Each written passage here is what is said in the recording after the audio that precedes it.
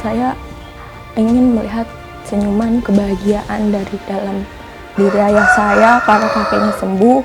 Semoga dengan adanya usaha ini, bantuan ini, ayah saya bisa dapat kembali sehat seperti dahulu kala dan menemani saya sampai akhir nanti.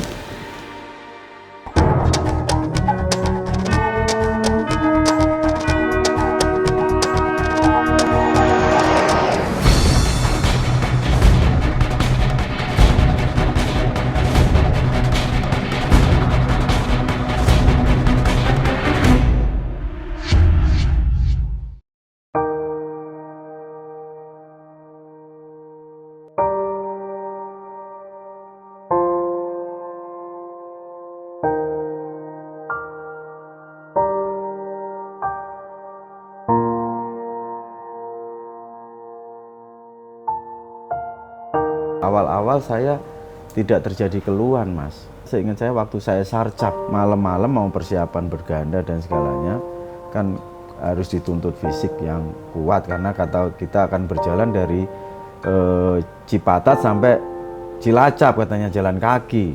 Nah, akhirnya kita penguatan tiap hari, waktu itu malam sebelum apel malam saya penguatan sendirilah karena kita sudah sarcap. Akhirnya saya naik restok. Mungkin saya kurang paham karena cuaca Bandung itu kan cenderung lembab.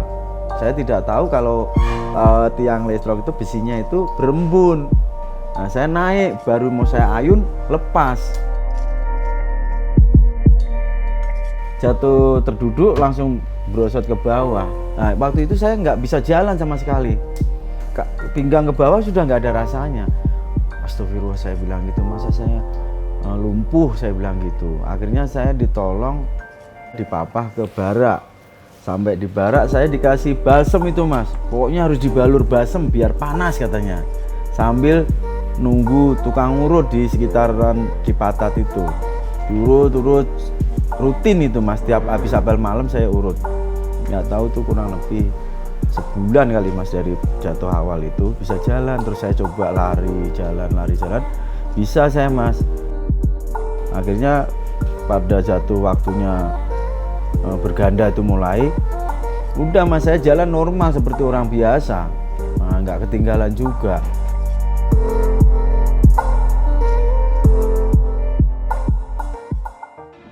Habis itu pelantikan selesai, dinas saya penempatan kena dan ramil penugasan, Mas. Waktu itu ada program dari Kasat dan ramil penugasan setahun karena saya harus ngaplus teman saya, senior saya yang di sana. Dapatlah saya di sana. Kebetulan di Kodam 16 di Kodim Tual. Saya dapat jabatan dan ramil Jirol Pulau Aru, Kodim 1503, Ramil Jirol 04.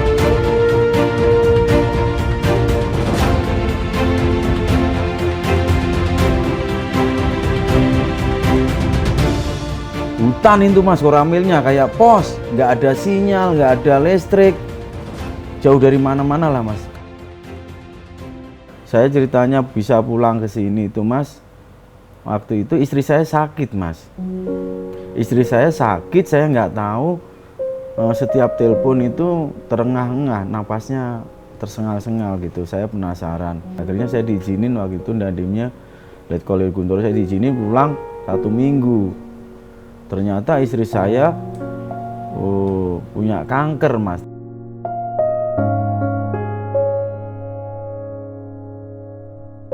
Dirawatlah di rumah sakit RST Semarang karena istri saya posisinya ada di Purwodadi Semarang. Di situ terus baru 3 hari dirujuk lagi ke rumah sakit Magelang, Mas. Habis itu di situ sampai 1 minggu juga katanya stadiumnya sudah tinggi, saya harus dibawa ke Gatot Subroto. Nah, sejak itu dibawa ke Gatot Subroto selama 4 bulan saya jagain, nggak dinas saya tapi tetap komunikasi sama dandim saya, katanya suruh merawat. Nah, di dalam proses itu 4 bulan itu, Mas, saya di AC terus. Kaki saya itu sudah mulai sering kesemutan itu, Mas, sering kesemutan tapi saya nggak gubris lah karena saya konsentrasi pada istri. Habis itu mungkin sudah nasib garis tangan istri saya itu, dia almarhum, Mas. Saya udah nggak bisa ngapa-ngapain lagi. Mungkin ini takdir. Wah, saya stres. Saya stres, di sisi lain anak saya dua, yang satu baru kelas 6 SD, yang satu baru umur 2 tahun itu. Saya sempat sampai 7 hari, habis itu saya balik lagi ke Tual. Kata Dandim, udah kamu balik aja nanti pindah katanya. Nggak lama saya nyampein ke Dandim, saya pengen mengajukan permohonan pindah ke Jawa untuk mengurus anak saya. Karena anak saya ikut neneknya sudah sepuh, tidak mungkin mengasuh anak-anak yang masih balita. Akhirnya waktu itu singkat cerita Dandim meng-ACC Mas, bikin permohonan saya ke Korem, ke Kodam itu. Akhirnya surat saya dikirim ke SWAT, akhirnya dapat surat balasan. Saya pengennya di mana, yang penting di Jakarta, saya bilang begitu. Akhirnya surat saya sesuai tujuan itu, waktu itu permohonannya ke Impolata sini Mas.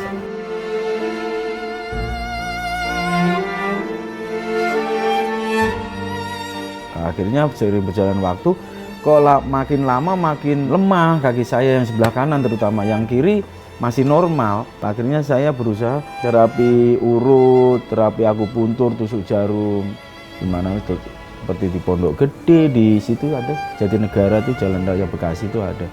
Kemana-mana, setiap orang ngomong saya ikutin itu, yang penting obat. Awal-awal 2016 itu kan kita mau sama kita ya Mas, KP kapten itu, kok kaki saya kesemutan terus gitu, kesemutan terus. Kenapa ya, apa punya rematik, sehingga saya terganggu lah Mas, terganggu karena nyeri, kok kaki saya kebas terus, kesemutan terus gitu. Akhirnya saya waktu itu diajak Sersan Dodi anggota saya MRI, hasilnya singkatnya itu kata analisa dokter saya urat kejepit Mas. Nah itu saya baru sadar. Nah, sebetulnya saya juga pengen sembuh Mas, pengen sehat, karena saya pengen lihat masa depan anak saya juga, pengen merawat anak saya juga. Cuma saya juga tidak mau dibilang cengeng, kaki sakit, nggak masuk. Saya juga bisa, sebetulnya saya nggak kuat juga Mas, mental saya nggak kuat juga. Tapi saya ya karena masih saya punya tanggung jawab anak istri. Ini istri yang kedua ya Mas ya. Saya tentara, saya masuk walaupun kadang istri saya suruh bawa tongkat. Tapi saya nggak mau bawa tongkat Mas. Saya malu.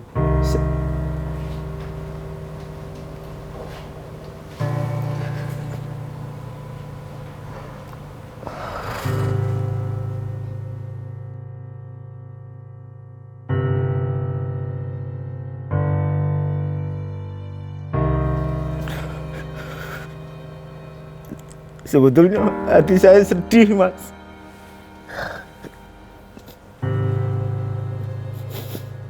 Tapi saya tidak mau menunjukkan kesedihan saya Mas.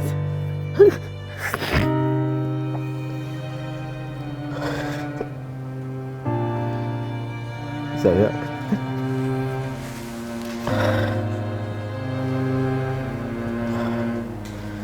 sebetulnya saya sedih juga Mas, saya nggak percaya diri, saya malu. Tapi saya punya tanggung jawab dan saya merasa tentara.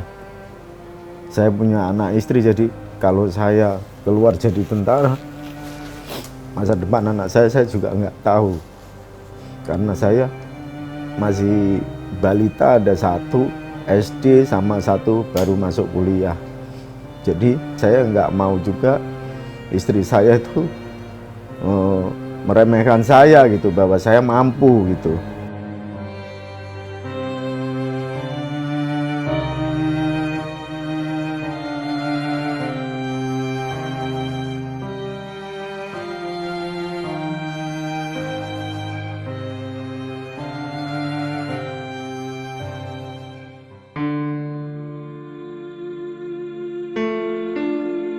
Melihat keadaan Bapak seperti itu tuh kasihan sekali. Cuma saya tidak mau menunjukkan rasa kasihan saya di hadapan Bapak. Takut Bapak merasa minder atau gimana.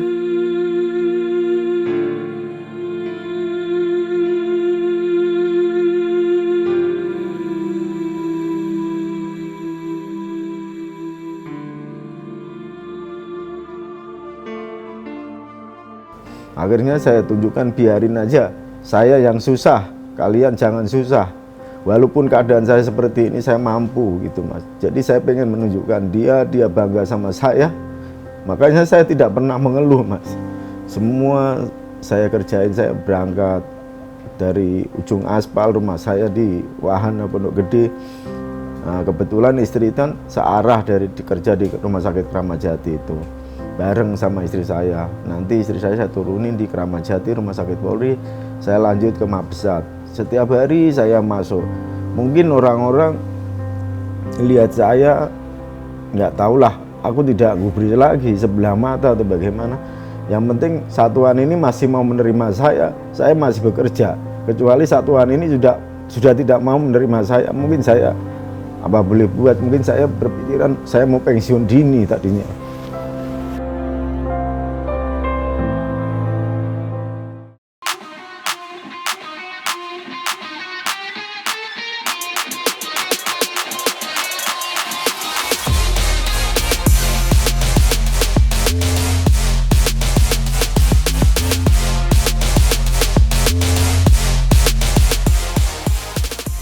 Tapi dengan kekurangan itu saya tidak mau terus duduk-duduk saja atau diem aja. Saya nggak bisa Mas, karena hati saya masa saya bekerja dapat gaji saya diem saja gitu. Itu hati saya sendiri Mas. Tapi ya akhirnya seperti inilah kemarin, seperti ketemu Kasat. Saya juga nggak nyangka, saya juga nggak pengen ibaratnya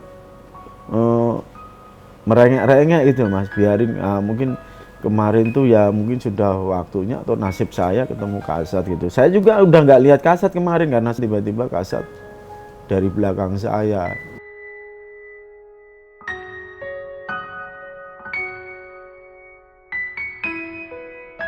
Mas, kenapa kakinya? Saya langsung hormat. Siap Kasat. Sakit, jatuh. Jatuh dari mana? Akhirnya terjadi interaksi lah Kasat. Akhirnya lama nanya saya di situ. Ada kurang lebih 15 menit. Jatuh kenapa? Siap, Kasat, jatuhnya sudah lama. Waktu saya sarcap. Jatuh dari mana? Jatuh dari resto Kasat. Oh begitu. Akhirnya singkat cerita Kasat ngasih petunjuk. Udah ke tempat fitness. Langsung ke tempat fitness. Nanti saya kasih obat. Pas posisi saya balik badan mau menghadap Kasat, karena antara lantai fitness sama lantai jalan itu ada terap-terapan. Saya jatuh di situ.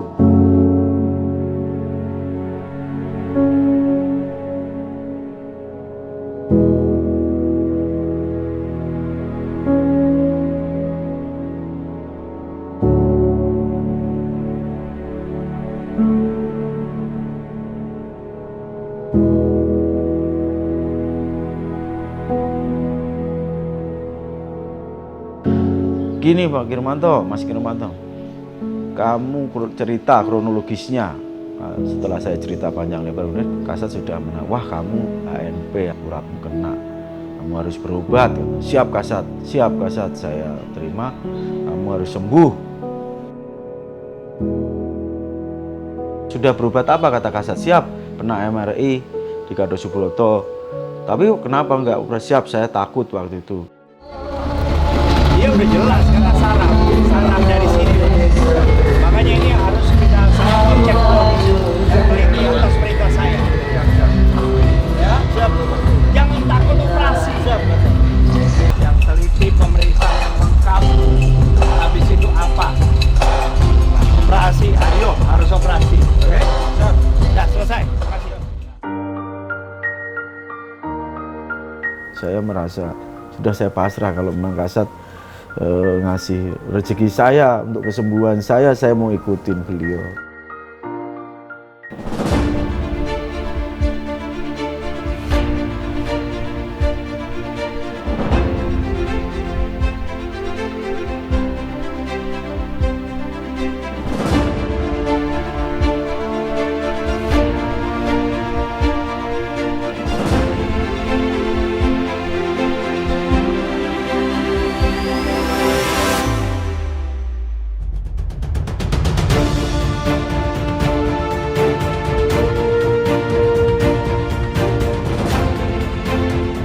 Kapten Kirmanto ini mengalami stroke.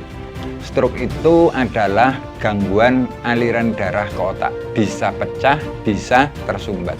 Kebetulan yang Pak Kirmanto ini adalah yang tersumbat.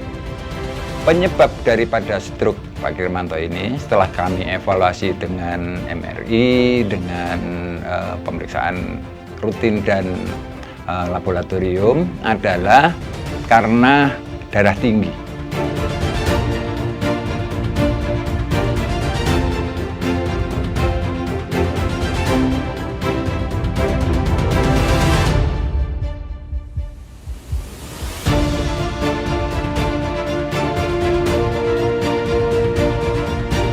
Terus ini mau diapain, Mas?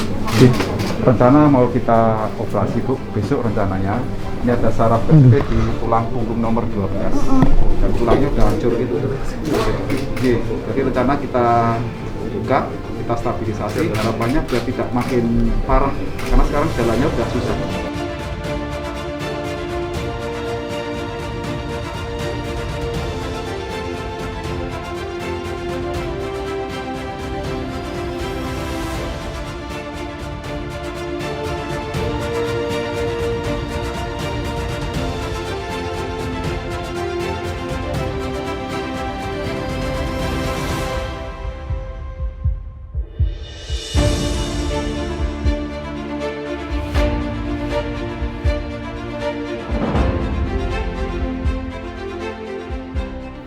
Terima kasih sekali kepada Bapak Hasan yang telah perhatian dengan suami saya, membantu pengobatan suami saya.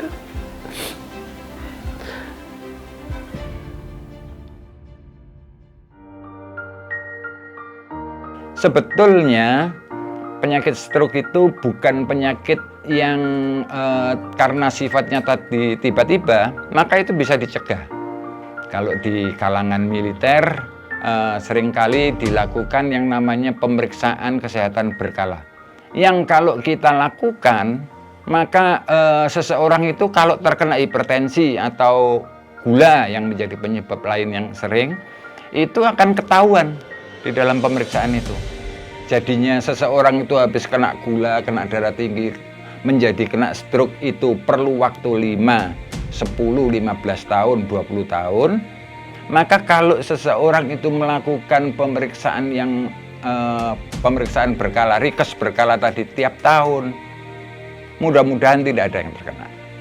Tetapi pada masyarakat yang memang dengan keterbatasan dana segala macam, finansial yang terbatas untuk pemeriksaan tiap tahun, pemeriksaan 3 tahun sekali pada orang yang sehat tidak ada apa-apa, itu rasanya sudah lebih dari cukup untuk bisa mencegah terjadinya stroke. Saya ingin melihat senyuman kebahagiaan dari dalam diri ayah saya karena kakeknya sembuh. Semoga dengan adanya usaha ini, bantuan ini, ayah saya bisa dapat kembali sehat seperti dahulu kala dan menemani saya sampai akhir nanti. Semoga suami saya bisa beraktivitas kembali.